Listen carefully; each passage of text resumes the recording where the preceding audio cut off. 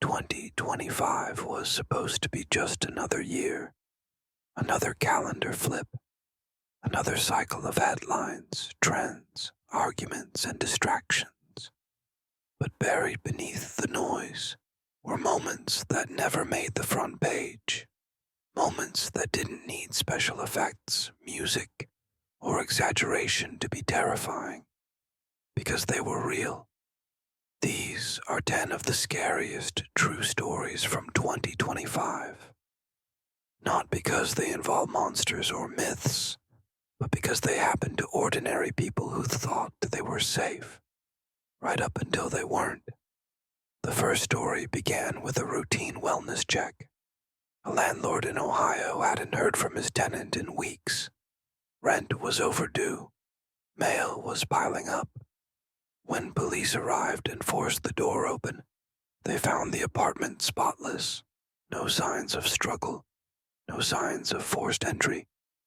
Just a phone on the kitchen counter, unlocked.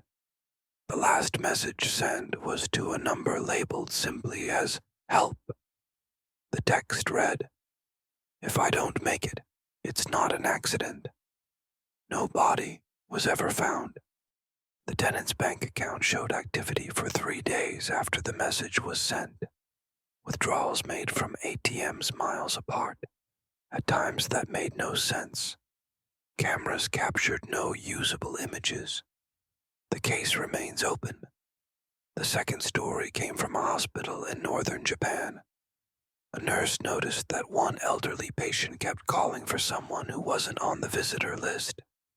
The patient insisted her sister was coming every night, sitting by the bed, holding her hand. The nurse checked records. The sister had died years earlier. Security footage later showed something unsettling. Every night at exactly 2:17 a.m., the patient's heart rate stabilized, as if someone had calmed her, but the room remained empty. The patient passed away peacefully days later. At 2:17 a.m., the third story unfolded on a live stream. A solo hiker in Chile broadcast his trek through a remote mountain trail. Viewers watched in real time as the sun set. His signal weakened, and his mood shifted.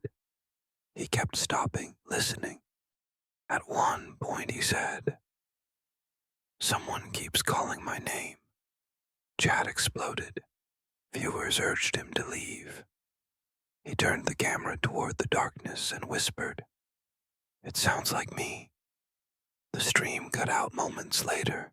Search teams found his campsite, his gear, his phone, still recording audio, but no trace of him. The fourth story involves a child's voice. In London, a couple installed a baby monitor after hearing noises at night. One evening, while reviewing playback, they heard their toddler talking to someone, laughing, responding. The voice answering back did not belong to either parent. Police investigated. No intruders were found. No hidden devices detected. The family moved out within a month. The new tenants reported the same thing. The fifth story came from a long-haul truck driver in Texas. He called dispatch to report a woman standing on the side of a deserted highway at 3 a.m. No car, no phone, no movement. Dispatch told him to keep driving.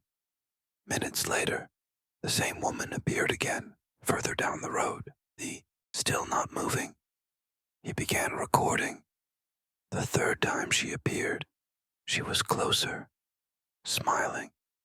The truck was found abandoned hours later, engine running, door open. The recording ended with heavy breathing and a voice saying, "You stopped." The sixth story centers on a missing voicemail. A man in France received a voicemail from his own number. The message was over 4 minutes long. It was silent, except for footsteps, a door opening, and his own voice whispering, "I shouldn't be here." At the timestamp the message was sent, he was asleep. alone. Police traced the call.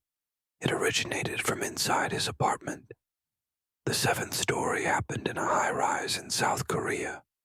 Residents reported an elevator that would stop at a non-existent floor between levels 7 and 8.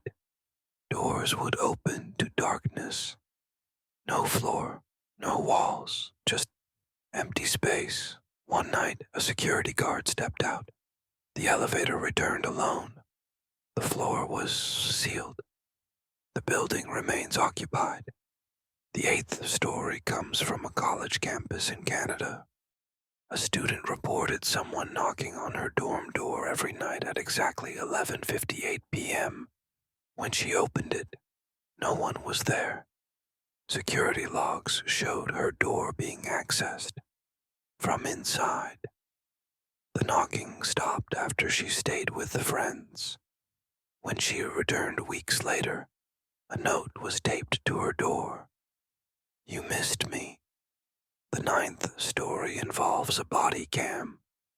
A police officer in Arizona responded to a call about someone standing in a backyard, staring at the house. When the officer arrived, the yard was empty, but the body cam audio picked up breathing, not the officers. The footage ends with the officer saying, "You're right behind me, aren't you?" The camera drops. The officer survived. He resigned 2 weeks later and refuses to discuss what he saw. The 10th story is the quietest and the most unsettling. In multiple countries, unrelated people reported the same dream in 2025. A dark room, a voice saying their name, and the feeling that something was learning how to speak. Psychologists dismissed it as coincidence, until one woman recorded herself sleeping. At 3:11 a.m., she sat up, eyes closed, and whispered, "I hear you now." She does not remember doing it. These stories don't end neatly. There are no explanations that make everything safe again, no comforting conclusions, because fear doesn't always come from what we imagine. Sometimes it comes from what actually happened and never stopped happening. If there's one thing 2025 proved, it's that the scariest stories don't ask to be believed. They just exist.